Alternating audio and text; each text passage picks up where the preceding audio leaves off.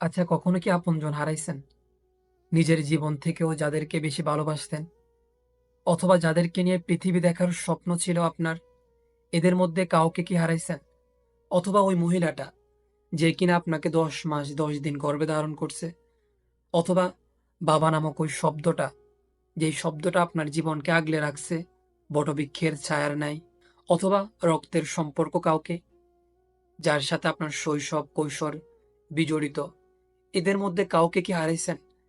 আচ্ছা, আপনজন হারানোর কষ্ট নাকি সইবার মতো না?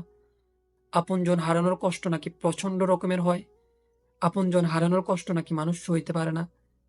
আচ্ছা, আপনজন হারানোর কষ্ট নাইম জাহাঙ্গীরের মনের ভাবের মতো এইভাবে যদি প্রকাশ করা যেত: আমার প্রহরগুলো সব আজ বেদনার স্রোতে ভেসে ভেসে বড্ডই ক্লান্ত। আহ, কি যে কষ্ট এই বুকের ভিতরে! নয়ন সাগর দুটি যেন সুনামির বাঁধ ভাঙা ঢেউ, বারবার তীরে ছাপিয়ে হৃদয়ের চারণভূমি করছে প্লাবিত। স্থির দৃষ্টি আকাশের নীল ভেদ করে প্রিয় মুখপানে, যেন থমকে দাঁড়িয়ে আছে সময়। দিক বেদিক ছোটাছুটি করছে অশান্ত এই মন। স্বজন হারিয়ে আজ গভীর শোকাগ্রস্ত আমি। হাইরে স্বজন হারানোর কষ্ট, কোন সুনামি তোকে আর নিতে পারে নাই বাসিয়ে। তোর ভার যেন পৃথিবীর থেকেও অধিক বেশি। মৃদু বাতাস দুলে হৃদয়ে জমে থাকা দুঃখগুলো। প্রিয়জন হারানোর ব্যথা কেবল বাতাসের মতো করে গতির পরিবর্তন। এক জীবনে আর বুঝি হয় না শেষ কখনো।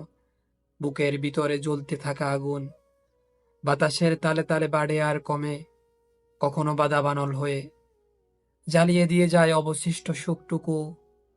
মনের এই আগুন জ্বালা নিবে না কবু দুই সাগরের জলে।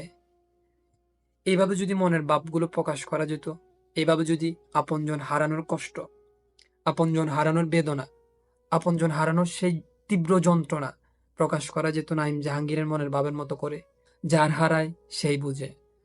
আপনজন হারানোর সেই কষ্ট সবাই সইতে পারে না।